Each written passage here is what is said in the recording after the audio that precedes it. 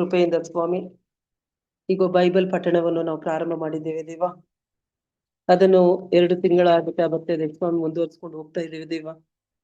ಈ ದಿನ ಧರ್ಮೋಪದೇಶ ಕಾಂಡದ ಬಗ್ಗೆ ನಮಗೆ ವಿವರವಾಗಿ ತಿಳಿಸಲು ಬಂದಿರುವಂತಹ ಸಹೋದರಿ ಅನಿತಾ ಅವರನ್ನು ನಿಮ್ಮ ಕರಗಳಿಗೆ ಸಮರ್ಪಿಸ್ತೇನೆ ಸ್ವಾಮಿ.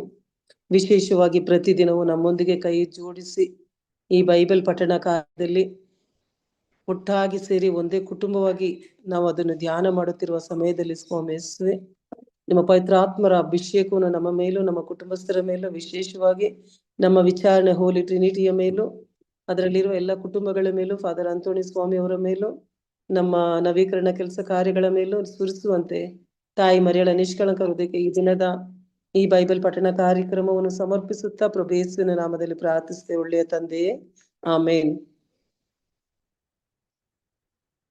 Main thank you and good evening. ಇವತ್ತಿನ ಪುಸ್ತಕ ಬುಕ್ ಆಫ್ ಡ್ಯೂಟ್ರಾನಮಿ, ಧರ್ಮೋಪದೇಶ ಕಾಂಡ.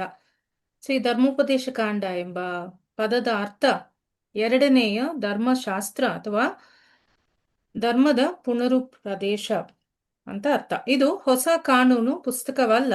ದೇವರು ಸಿನಾಯಿ ಪರ್ವತದಲ್ಲಿ ಕೊಟ್ಟ ಆಜ್ಞೆಗಳನ್ನ ಹೊಸ ಪೀಳಿಗೆಗೆ ಮತ್ತೆ ನೆನಪಿಸಿ ವಿವರಿಸಿ ಜೀವನದಲ್ಲಿ ಅನುಸರಿಸಲು ನೀಡಿದ ಅಂತಿಮ ಉಪದೇಶ ಆಗಿದೆ ಈ ಪುಸ್ತಕ. ಈ ಪುಸ್ತಕವು ಮೋಶೆಯ ಹೃದಯದ ಮಾತುಗಳಿಂದಿದೆ. ತನ್ನ ಜೀವನದ ಕೊನೆಯ ದಿನಗಳಲ್ಲಿ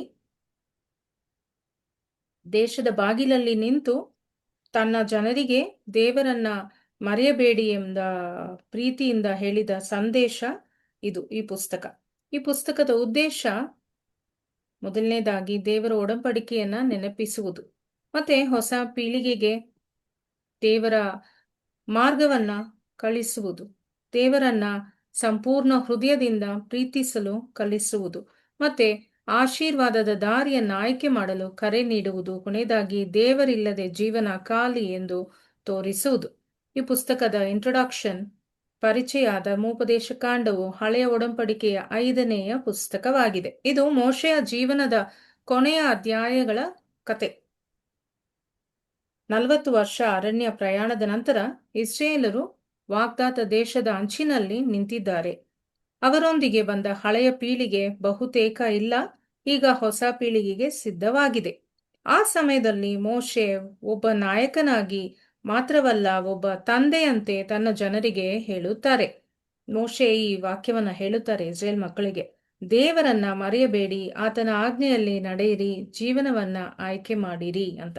ಈ ವಾಕ್ಯ ಇವತ್ತು ಕೂಡ ನಮ್ಗೆ ಕೇಳಿಸ್ಕೊಂಡಂಗಿದೆ. ಇದೇ ವಾಕ್ಯ ನಮಗೂ ಕೂಡ ದೇವರು ಹೇಳ್ತಾರೆ. ದೇವರನ್ನ ಮರೆಯಬೇಡಿ, ಆತನ ಆಜ್ಞೆಯನ್ನ ನಡೆಯಿರಿ, ಜೀವನವನ್ನ ಆಯ್ಕೆ ಮಾಡಿ. ಈ ಪುಸ್ತಕದಲ್ಲಿ ಕೇವಲ ನಿಯಮಗಳಿಲ್ಲ, ದೇವರ ಹೃದಯವಿದೆ.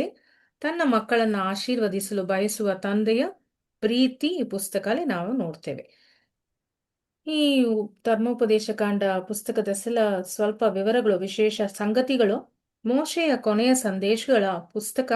ಧರ್ಮೋಪದೇಶ ಕಾಂಡವು ಮೋಶೆಯ ಕೊನೆಯ 3 ಭಾಷಣಗಳನ್ನ ಒಳಗೊಂಡಿದೆ. ಇವು ಅವನ ಜೀವನದ ಅಂತಿಮ ಆತಿಕ್ಷ ಪರಂಪರೆ. ಎರಡನೇದಾಗಿ ಪ್ರೀತಿಯ ಧರ್ಮಶಾಸ್ತ್ರ. ಇತರ ಪುಸ್ತಕಗಳಲ್ಲಿ ನಿಯಮಗಳು ಮುಖ್ಯವಾಗಿದ್ದರೆ ಇಲ್ಲಿ ದೇವರ ಮೇಲಿನ ಪ್ರೀತಿ ಮುಖ್ಯವಾಗಿದೆ. ದೇವರ ಪ್ರೀತಿ ಬಗ್ಗೆ ಈ ಪುಸ್ತಕ ಮಾತಾಡುತ್ತೆ. ಯೇಸು ಕೂಡ ಬಳಸಿದ ಪುಸ್ತಕ. ಯೇಸು ತನ್ನ ಪರೀಕ್ಷೆಯ ಸಮಯದಲ್ಲಿ ಧರ್ಮೋಪದೇಶ ಕಾಂಡದ ವಾಕ್ಯಗಳನ್ನ ಉಲ್ಲೇಖಿಸಿದರು. 4ನೇದಾಗಿ ಶೇಮ ಬಗ್ಗೆ ಈ ಪುಸ್ತಕ ನಾವು ಓದ್ತೇವೆ. ಶೇಮ ಎಂಬ ಪ್ರಸಿದ್ಧ ನಂಬಿಕೆಯ ಘೋಷಣೆ ಧರ್ಮೋಪದೇಶ ಕಾಂಡ 6ನೇ ಅಧ್ಯಾಯ 4ನೇ ವಚನ ನಾವು ಓದ್ತೀವಿ. ಈ ವಚನ ಹೀಗೆ ಹೇಳುತ್ತೆ: ಇಸ್ರೇಲೇ ಕೇಳು, ನಮ್ಮ ದೇವರಾದ ಕರ್ತನು ಒಬ್ಬನೇ ಕರ್ತನು, ನಮ್ಮ ದೇವರೊಬ್ಬರೇ ದೇವರು ಅಂತ ಇಲ್ಲಿ ಹೇಳಲ್ಪಟ್ಟಿದೆ. ಇದು ದೇವರ ಏಕತ್ವ ಮತ್ತು ಸಂಪೂರ್ಣ ಪ್ರೀತಿಯ ಘೋಷಣೆ ಆಗಿದೆ. ಮೋಶೆ ದೇಶವನ್ನ ನೋಡಿದನು, ಆದರೆ ಪ್ರವೇಶಿಸಲಿಲ್ಲ. ಆದರೆ ಅವರ ಸೇವೆ ಮತ್ತು ನಂಬಿಕೆ ಇತಿಹಾಸದಲ್ಲಿ ಶಾಶ್ವತವಾಯಿತು. ಮೋಶೆ ಪ್ರಾಮಿಸ್ ಲ್ಯಾಂಡ್ ಎಂಟರ್ ಮಾಡಿಲ್ಲ, ಆದರೂ ಅವರ ಸೇವೆ, ಅವರ ನಂಬಿಕೆ ಇತಿಹಾಸದಲ್ಲಿ ಇವತ್ತು ಕೂಡ ನಾವು ಇದ್ರ ಬಗ್ಗೆ ಮಾತಾಡ್ತಾ ಇದ್ದೀವಿ. 1ನೇ ಅಧ್ಯಾಯ ಧರ್ಮೋಪದೇಶ ಕಾಂಡ chapters 1 to 3. Speak about remember the journey, ಪ್ರಯಾಣವನ್ನ ನೆನಪಿಸಿಕೊಳ್ಳಿ. ಮೋಶೆ ಇಸ್ರೇಲರಿಗೆ ಅವರ ಹಿಂದಿನ ಪ್ರಯಾಣವನ್ನ ನೆನಪಿಸುತ್ತಾರೆ. ಅವರು ಸಿನಾಯಿಯಿಂದ ಹೊರಟರು, ಅರಣ್ಯದಲ್ಲಿ ಅನೇಕ ಪರೀಕ್ಷೆಗಳನ್ನ ಎದುರಿಸಿದರು. ಕೆಲವೊಮ್ಮೆ ಜನರು ದೇವರ ಮೇಲೆ ನಂಬಿಕೆ ಕಳೆದುಕೊಂಡರು, ಆದರೆ ದೇವರು ಅವರನ್ನ ಕೈ ಬಿಡಲಿಲ್ಲ. ಮೋಶೆ ಅವರಿಗೆ ಹೇಳಿದ ಸಂದೇಶ, ಮೋಶೆ ಇಸ್ರಾಯೇಲ್ ಮಕ್ಕಳಿಗೆ ಹೇಳಿದ್ದು, ನಿಮ್ಮ ಹಳೆಯ ತಪ್ಪುಗಳನ್ನ ನೆನಪಿಸಿಕೊಳ್ಳಿ, ಆದರೆ ದೇವರ ಕರುಣೆಯನ್ನ ಇನ್ನು ಹೆಚ್ಚು ನೆನಪಿಸಿಕೊಳ್ಳಿ ಅಂತ ಮೋಶೆ ಜನರಿಗೆ ಹೇಳ್ತಾರೆ. ನಿಮ್ಮ ತಪ್ಪುಗಳನ್ನ ಮರಿಬೇಡಿ, ಅದೇ ಸಮಯ ದೇವರ ಮರ್ಸಿ ಕೂಡ ನೆನಪಿಸಿಕೊಳ್ಳಿ ಅಂತ. ನಮ್ಮ ಹಿಂದಿನ ಪ್ರಯಾಣವನ್ನು ನೋಡಿದಾಗ ದೇವರ ನಂಬಿಗಸ್ತಿಕೆ ನಮ್ಗೆ ಕಾಣಿಸುತ್ತದೆ. 4ನೇ ಅಧ್ಯಾಯ, ಒಬೇ ಅಂಡ್ ಲಿವ್, ಆಜ್ಞೆಯಲ್ಲಿ ಜೀವಿಸಿರಿ ಅಂತ 4ನೇ ಅಧ್ಯಾಯ ಹೇಳುತ್ತೆ. ಮೋಶೆ ಜನರಿಗೆ ದೇವರ ಮಾತನ್ನ ಮರೆಯಬೇಡಿ ಎಂದು ಎಚ್ಚರಿಸುತ್ತಾರೆ. ದೇವರ ಆಜ್ಞೆಗಳು ಬಂಧನವಲ್ಲ, ಅವು ಜೀವನವನ್ನ ಸರಿಯಾದ ದಾರಿಯಲ್ಲಿ ನಡೆಸುವ ಬೆಳಕು ಅಂತ ನಮಗೆ ತಿಳಿಯುತ್ತೆ. ಹಾಗಾಗಿ ದೇವರ ಮಾರ್ಗ ನಮ್ಮ ಜೀವನಕ್ಕೆ ರಕ್ಷಣೆಯ ದಾರಿಯಾಗಿದೆ ಅಂತ 4ನೇ ಅಧ್ಯಾಯ ಹೇಳುತ್ತೆ. 5ನೇ ಅಧ್ಯಾಯ, ಸ್ಪೀಕ್ ಅಬೌಟ್ 10 ಕಮಾಂಡ್ಮೆಂಟ್ಸ್, 10 ಆಜ್ಞೆಗಳು ಪುನರುಚ್ಚಾರಣೆ. ಮೋಶೆ ಹೊಸ ಪೀಳಿಗೆಗೆ 10 ಆಜ್ಞೆಗಳನ್ನ ಮತ್ತೆ ಹೇಳುತ್ತಾರೆ. ದೇವರೊಂದಿಗೆ ಸಂಬಂಧ ಮತ್ತು ಮನುಷ್ಯರೊಂದಿಗೆ ಪ್ರೀತಿಯ ಜೀವನ ಹೇಗಿರಬೇಕು ಎಂದು ಕಲಿಸುತ್ತಾರೆ. ಹಾಗಾಗಿ ನಮ್ಗೆ ಅರ್ಥ ಆಗೋದು, ಸತ್ಯವು ಕಾಲ ಬದಲಾದರೂ ಬದಲಾಗುವುದಿಲ್ಲ, ಸತ್ಯ ಸತ್ಯವಾಗೇ ಇರುತ್ತೆ ಅಂತ ನಮ್ಗೆ ತಿಳಿಯುತ್ತದೆ. 6ನೇ ಅಧ್ಯಾಯ ಸೇಸ್, ದೇವರನ್ನ ಸಂಪೂರ್ಣವಾಗಿ ಪ್ರೀತಿಸಿರಿ, ಲವ್ ದ ಲಾರ್ಡ್. ಇದು ಧರ್ಮೋಪದೇಶ ಕಾಂಡದ ಹೃದಯ. ಈ 6ನೇ ಅಧ್ಯಾಯ ಈ ಪುಸ್ತಕದ ಹೃದಯ, central theme, central message of this book, Deuteronomy. ಮೋಶೆ ಹೇಳುತ್ತಾರೆ, ನಿನ್ನ ದೇವರಾದ ಕರ್ತರನ್ನ ನಿನ್ನ ಸಂಪೂರ್ಣ ಹೃದಯದಿಂದ, ಆತ್ಮದಿಂದ ಮತ್ತು ಶಕ್ತಿಯಿಂದ ಪ್ರೀತಿಸು ಅಂತ. ದೇವರ ಮಾತುಗಳನ್ನ ಮಕ್ಕಳಿಗೆ ಕಳಿಸಬೇಕು, ಮನೆಯಲ್ಲೂ ಜೀವನದಲ್ಲೂ ಪಾಲಿಸಬೇಕು ಎಂದು ಹೇಳುತ್ತಾರೆ. ಹಾಗಾಗಿ ದೇವರ ವಾಕ್ಯ ಕೇವಲ ಓದುವ ವಿಷಯವಲ್ಲ, ಬದುಕುವ ವಿಷಯ ಅಂತ ಈ ಪುಸ್ತಕ ನಮ್ಗೆ ಹೇಳುತ್ತೆ. 7ನೇ ಅಧ್ಯಾಯ, ಸ್ಪೀಕ್ ಅಬೌಟ್ ದೇವರಿಗೆ ಸೇರಿದ ಜನರು, ದ ಹೋಲಿ ಪೀಪಲ್. ಮೋಶೆ ಮೂರ್ತಿ ಪೂಜೆ ಮತ್ತು ತಪ್ಪಾದ ಮಾರ್ಗಗಳಿಂದ ದೂರವಿರಲು ಹೇಳುತ್ತಾರೆ. ದೇವರು ಅವರನ್ನ ಆಯ್ಕೆ ಮಾಡಿದ್ದರು, ಅವರ ಶಕ್ತಿಯಿಂದಲ್ಲ, ತನ್ನ ಪ್ರೀತಿಯಿಂದ ಅಂತ ಮೋಶೆ ಜನರಿಗೆ ಹೇಳ್ತಾರೆ. ಹಾಗಾಗಿ ದೇವರ ಮಕ್ಕಳು ಲೋಕದಲ್ಲಿ ಬೆಳಕಿನಂತೆ ಇರಬೇಕು. ನಾವು ಕೂಡ ಒಬ್ಬೊಬ್ರು ಸ್ಪೆಷಲ್, ದೇವರ ಬೆಳಕಿನಂತೆ ನಾವು ಬಾಳ್ಬೇಕು ಅಂತ ಈ ಅಧ್ಯಾಯ ನಮ್ಗೆ ಹೇಳ್ಕೊಡುತ್ತೆ. 8ನೇ ಅಧ್ಯಾಯ, ಆಶೀರ್ವಾದದಲ್ಲೂ ದೇವರನ್ನ ನೆನಪಿಸಿಕೊಳ್ಳಿ, ರಿಮೆಂಬರ್ ಗಾಡ್ ಇನ್ ಬ್ಲೆಸ್ಸಿಂಗ್ಸ್. ಅರಣ್ಯದಲ್ಲಿ ದೇವರು ಮನ್ನಾ ಕೊಟ್ಟರು, ಬಂಡೆಯಿಂದ ನೀರು ಕೊಟ್ಟರು, ಆದರೆ ಸಂಪತ್ತು ಬಂದಾಗ ದೇವರನ್ನ ಮರೆಯಬೇಡಿ ಎಂದು ಎಚ್ಚರಿಸುತ್ತಾರೆ. ಹಾಗಾಗಿ ಆಶೀರ್ವಾದಕ್ಕಿಂತ ಆಶೀರ್ವಾದ ಕೊಡುವವರನ್ನ ಪ್ರೀತಿಸಿ ಅಂತ ಈ ಅಧ್ಯಾಯ ಹೇಳುತ್ತೆ. ಇವತ್ತು ಸಹ ಈ ಮೆಸೇಜ್ ನಮ್ಗೆ ಇದ್ದಂಗೆ ಇದೆ. ದೇವರು ಕೊಟ್ಟಿದ್ದ ಆಶೀರ್ವಾದ ಮಾತ್ರವಲ್ಲ, ಕೊಟ್ಟಿದ್ದವ್ರನ್ನು ಕೂಡ ಹೃದಯದಿಂದ ಪ್ರೀತಿಸಿ ಅಂತ ದೇವರು ನಮ್ಗೆ ಹೇಳ್ತಾರೆ. ನೆಕ್ಸ್ಟ್ 9ರಿಂದ 10 ಅಧ್ಯಾಯಗಳು, ಗಾಡ್ಸ್ ಮರ್ಸಿ, ದೇವರ ಕರುಣೆ. ಇಸ್ರೇಲರು ತಮ್ಮ ಒಳ್ಳೆತನದಿಂದಲೇ ದೇವರ ಕರುಣೆಯಿಂದ ಉಳಿದರು. ಮೋಶೆ ದೇವರ ಕ್ಷಮೆಯನ್ನ ನೆನಪಿಸುತ್ತಾರೆ. ಹಾಗಾಗಿ ನಮ್ಮ ಜೀವನ ದೇವರ ಕೃಪೆಯಿಂದ ನಿಂತಿದೆ ಅಂತ ನಾವು ತಿಳ್ಕೋಬೇಕು ಅಂತ ಹೇಳುತ್ತೆ. ನೆಕ್ಸ್ಟ್, ವಿಧೇಯತೆಯಿಂದ ಆಯ್ಕೆ ಮಾಡಿ, ಚೂಸ್ ಒಬೀಡಿಯನ್ಸ್. ಮೋಶೆ 2 ದಾರಿಗಳನ್ನ ತೋರಿಸುತ್ತಾರೆ. ದೇವರ ಮಾರ್ಗವು ಆಶೀರ್ವಾದದ ದಾರಿಯಾಗುತ್ತೆ, ಬೇರೆ ಮಾರ್ಗವು ಬೇರೆ ದಾರಿಯಾಗುತ್ತೆ. ದೇವರ ಹತ್ರ ನಮ್ಮನ್ನ ಕರ್ಕೊಂಡು ಹೋಗಲ್ಲ. ಹಾಗಾಗಿ ಪ್ರತಿಯೊಂದು ಆಯ್ಕೆಯು ಒಂದು ಫಲವನ್ನ ತರುತ್ತದೆ ಅಂತ ನಮ್ಗೆ ತಿಳಿಯುತ್ತದೆ. Next, live in God's way. ದೇವರ ಮಾರ್ಗದ ಜೀವನ ಹೇಗಿರ್ಬೇಕು? ಆರಾಧನೆ, ಹಬ್ಬಗಳು, ದಶಾಂಶ, ನ್ಯಾಯ ಮತ್ತು ಸಮಾಜ ಜೀವನದ ನಿಯಮಗಳನ್ನ ಕಳಿಸುತ್ತಾರೆ. ನಮ್ಮ ನಂಬಿಕೆ ನಮ್ಮ ದಿನನಿತ್ಯದ ಜೀವನದಲ್ಲಿ ಕಾಣಬೇಕು ಅಂತ ಈ ಅಧ್ಯಾಯಗಳು ನಮ್ಗೆ ಹೇಳುತ್ತೆ. ಗಾಡ್ಲಿ ಲೀಡರ್ಶಿಪ್, ದೇವರ ನಾಯಕತ್ವ ಹೇಗಿರ್ಬೇಕು? ರಾಜರು, ಯಾಜಕರು ಮತ್ತು ನಾಯಕರಿಗೆ ದೇವರ ಮಾರ್ಗದರ್ಶನ ನೀಡಲಾಗುತ್ತದೆ. ಹಾಗಾಗಿ ದೇವರನ್ನ ಕೇಂದ್ರವಾಗಿಟ್ಟ ನಾಯಕತ್ವ ಆಶೀರ್ವಾದವನ್ನ ಖಂಡಿತವಾಗ್ಲೂ ತರುತ್ತದೆ ಅಂತ ನಮ್ಗೆ ಹೇಳ್ಕೊಡುತ್ತೆ. ನೆಕ್ಸ್ಟ್, ಜಸ್ಟಿಸ್ ಅಂಡ್ ಮರ್ಸಿ, ನ್ಯಾಯ ಮತ್ತು ಕರುಣೆ. ಆಶ್ರಯ ನಗರಗಳನ್ನ ಮತ್ತು ನ್ಯಾಯದ ನಿಯಮಗಳನ್ನ ನೀಡಲಾಗುತ್ತದೆ. ಇಲ್ಲಿ ನ್ಯಾಯದ ಜೊತೆಗೆ ಕರುಣೆ ಇರಬೇಕು ಅಂತ ನಮ್ಗೆ ಈ ಪುಸ್ತಕ ಹೇಳ್ಕೊಡುತ್ತೆ. ನೆಕ್ಸ್ಟ್ ದಿನನಿತ್ಯ ಪ್ರೀತಿ. ನಮ್ಮ ಬಾಳಲ್ಲಿ ನಾವು ಪ್ರೀತಿಯನ್ನು ಕೊಡಬೇಕು. ಸಣ್ಣ ವಿಷಯಗಳಲ್ಲಿ ಪ್ರಾಮಾಣಿಕತೆ, ದಯೆ ಮತ್ತು ಕಾಳಜಿಯನ್ನ ಕಳಿಸುತ್ತದೆ. ಹಾಗಾಗಿ ಸಣ್ಣ ಒಳ್ಳೆಯ ಕೆಲಸಗಳು ದೊಡ್ಡ ಪ್ರೀತಿಯನ್ನ ತೋರಿಸುತ್ತವೆ ಅಂತ ಈ ಪುಸ್ತಕ ನಮ್ಗೆ ಹೇಳುತ್ತೆ.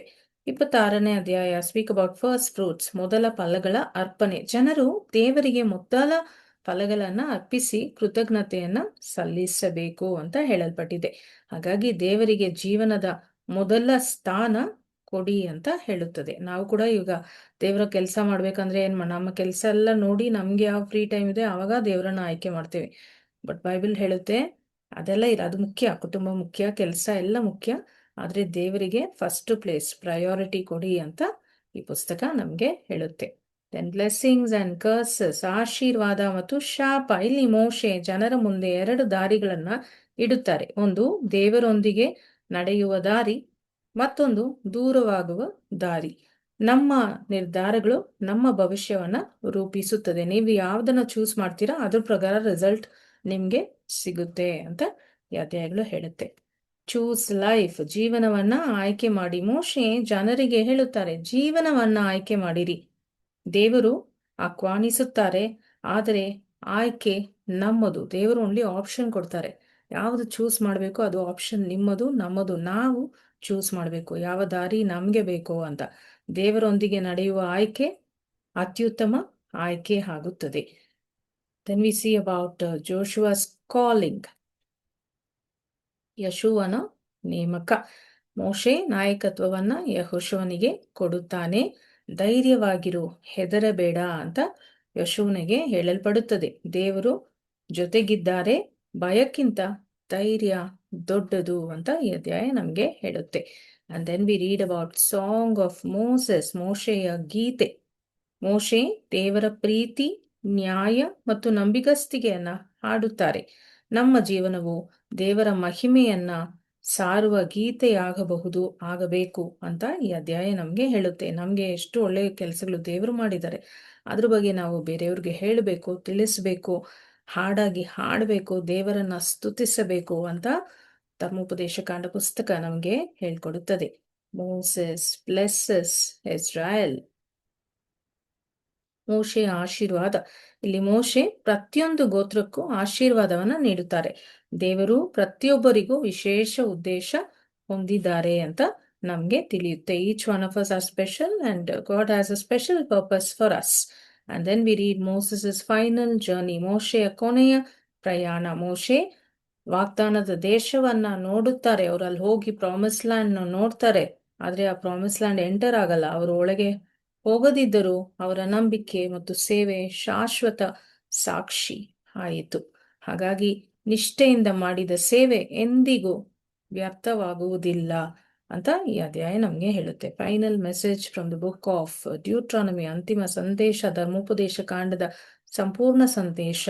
ದೇವರನ್ನ ಪ್ರೀತಿಸಿ ಆತನ ಮಾರ್ಗದಲ್ಲಿ ನಡೆಯಿರಿ, ಜೀವನವನ್ನ ಆಯ್ಕೆ ಮಾಡಿರಿ. ಮೋಶೆಯ ಕೊನೆಯ ಮಾತುಗಳು ಇಂದಿಗೂ ನಮಗೆ ಕೇಳುತ್ತದೆ. ಈ ಪುಸ್ತಕ ಓದುವಾಗ ನಮಗೂ ಸಹ ಕೇಳುತ್ತದೆ ದೇವರ ಮೆಸೇಜು. ಮೋಶೆಯ ವಾರ್ತೆ ದೇವರು ಹೇಳ್ದಂಗೆ ನಮಗೂ ಕೂಡ ಕೇಳಿಸುತ್ತದೆ. ದೇವರನ್ನ ಮರೆಯದ ಹೃದಯವೇ ನಿಜವಾದ ಆಶೀರ್ವಾದದ ಹೃದಯ ಅಂತ ಈ ಪುಸ್ತಕ ನಮ್ಗೆ ಹೇಳುತ್ತದೆ. May god give us the grace to wholeheartedly love him, worship him and stay connected with him. Amen. And that's from the book of Deuteronomy, ಧರ್ಮೋಪದೇಶ ಕಾಂಡ ಪುಸ್ತಕ. ನೆಕ್ಸ್ಟ್ ಥರ್ಸ್ಡೇ ನೆಕ್ಸ್ಟ್ ಬುಕ್ ನೋಡೋಣ. ರೀಡಿಂಗ್ ಕಂಟಿನ್ಯೂ ಮಾಡಿ. ನನ್ನ ಇನ್ವೈಟ್ ಮಾಡಿದ್ದಕ್ಕೆ ವಂದನೆಗಳು. ಶುಭರಾತ್ರಿ. ದೇವರ ಆಶೀರ್ವಾದ. Bye bye. ಥ್ಯಾಂಕ್ ಯು ಮಾ. Thank you, sister. Thank you. Thank you, sister. ಒಂದ್ ನಿಮಿಷ, ನಾನು ಹೋಸ್ಟ್. Thank you sister. ಒಂದ್ ನಿಮಿಷ. ಯಾರು ಮಾತಾಡ್ಲೇ ಇಲ್ಲ, ಎಲ್ಲ ಮೌನವ್ರದ, ಸೈಲೆಂಟ್ ಆಗಿದ್ರಿ. ಇಲ್ಲ ಎಲ್ಲ ನ್ಯೂಟ್ರಲ್ ಹಾಕಿದಾರಲ್ಲ ಅದಕ್ಕೆ. ಸರಿ ಸರಿ. Thank you, sister. Thank you, thank you. ಎಲ್ರು thank you ಹೇಳಿ. ಈಗ ವಾಯ್ಸ್ ಬರ್ತಾ ಇದೆ. Very good. ಸುಮ್ನೆ ಜೋಕ್ ಮಾಡಿದೆ. ಥ್ಯಾಂಕ್ ಯು ಓದಿ ಅಂಡ್ Thank you. ಕಂಟಿನ್ಯೂ ಮಾಡಿ. ಹೋಸ್ಟ್ ಮಾಡಿ.